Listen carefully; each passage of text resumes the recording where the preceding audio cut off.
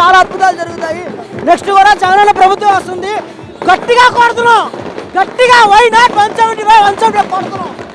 కొట్టే దెబ్బకి ఎదురు దెబ్బకి కుంభస్థలాలు కదిలిపోతాయి. ఈ ఎన్నికల్లో గెలవాలని యాత్ర టూర్ తీసారా? యాత్ర టూ వచ్చినా రాకపోయినా, నెక్స్ట్ యాత్ర వచ్చినా రాకపోయినా, నెక్స్ట్ గవర్నమెంట్ ఫామ్ చేసేది మాత్రం జగన్ అన్నే. ఈసారి కొట్టబోయేదానికి అపోజిషనే ఉండదు. ఇక్కడ పాత్రలో చూడాలి, నిజ జీవితంలో జరిగిన సంఘటనలు. కానీ మూవీలో వచ్చేసరికి చంద్రబాబు నాయుడిని మిగిలిన ప్రతిపక్షాలని విలన్గా చూపించే ప్రయత్నం చేశారంటూ కొన్ని నెగిటివ్ కామెంట్స్ వస్తున్నాయి. అంతా జరిగిందే చూపించారు. ఏదైతే చంద్రబాబు నాయుడు టీడీపీ గవర్నమెంట్ చేసిందో ఉన్నది ఉన్నట్లు కళ్ళకు కట్టినట్టే చూపించారు. అండ్ అలాగే జగన్ ఏదైతే పరిపాలన అందించాడో అదే చూపిస్తున్నారు. ఆ పాదయాత్ర ఎందుకు చేయాల్సి వచ్చింది, పాదయాత్రలో ఏం జరిగింది, ఆయన ఎందుకు అరెస్ట్ చేయాల్సి వచ్చింది అన్నీ చూపిస్తున్నారు. సినిమా అయితే చాలా అద్భుతంగా ఉంటుంది. నిజ జీవితంలో జగన్కి ఏదైతే జరిగిందో అదే చూపిస్తున్నారు. ఏది కల్పితాలు కావు, అంతా రియాలిటీనే. నెక్స్ట్ కొట్టేది కూడా జగన్ అన్నే. యాత్ర 1లో ఆయన చేసిన పాదయాత్ర గురించి చూపించారు. యాత్ర 2లో జగన్ చేసిన పాదయాత్ర గురించి చూపిస్తాడు. ఇది రాజకీయం ఏం కాదు, వాళ్ళు పడిన కష్టాల గురించి చూపిస్తారు. 1 బాగుందనే 2కి వచ్చాం అంతే. ఇందులో పాలిటిక్స్ ఏమి ఉండదు. వాళ్ళు ఎలా ఎదుర్కొన్నారు ఏంటి అనేది క్లియర్ కట్గా చూపిస్తారు అంతే. జీవా గారు జగన్ క్యారెక్టర్కి కరెక్ట్గా బాగుంటుంది అనుకుంటారా? చూసొచ్చిన సరిపోతారన్న. రంగం సినిమా చూసారా మీరు?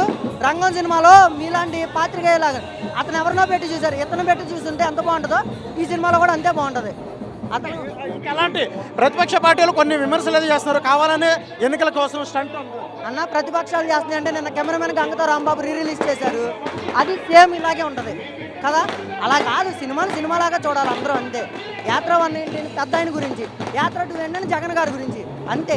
వాళ్ళు పడిన కష్టాలు వాళ్ళు ఎలా అధిగమించారన్నదే చూసుకోవాలి. కొన్ని క్యారెక్టర్లు మిస్ అవుతున్నాయి. పవన్ కళ్యాణ్, లోకేష్, షర్మిల క్యారెక్టర్ మిస్ అవుతున్నాయి. కొన్ని నెగిటివ్ కామెంట్ అన్న. నెగిటివ్ క్యారెక్టర్ పవన్ కళ్యాణ్ 2009 నుంచి ఉన్నాడు, ప్రత్యక్షంగా లేడు కదా.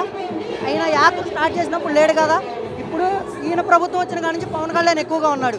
2009 నుంచి 2014 వరకు ఉమ్మడిగా చంద్రబాబుతో ఉన్నాడు. అప్పుడు వివేక్షించారు కదా.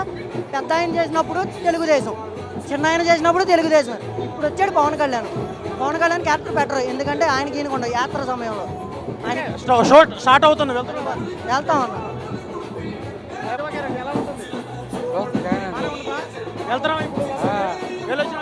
జగన్ గారు సీఎం అవుతారు, మొత్తానికి జగన్ గారు సీఎం అవుతారు ఈసారి. గ్యారంటీ. ఎందుకు కావాలి? ఆయన మంచి పనులు చేశాడు కాబట్టి. మంచి చేశాడు, మళ్ళీ అవ్వాలంటారు. మంచి పనులు అవుతాడు. మరి ప్రతిపక్ష ఇప్పుడు చంద్రబాబు నాయుడు వీళ్ళు ఆయన ఎందుకండి పవన్ గారు ఎందుకు దేని కాదు. పవన్ డబ్బులు అయినా పవన్ గారు డబ్బు తప్పడానికి అంతే. వాడు కొడతామంటున్నాడు పవన్ కళ్యాణ్. ఆ రొట్టి ఏంటి గట్టు కొడతాడు. ఆ రొట్టి డబ్బులు అయినాకే. అయితే ఈసారి జగనే గెలుస్తారా? జగనే వస్తాడు. చూసిన ఒక్కటే మాట అన్న, ఇవన్నీ మాట్లాడద్దు.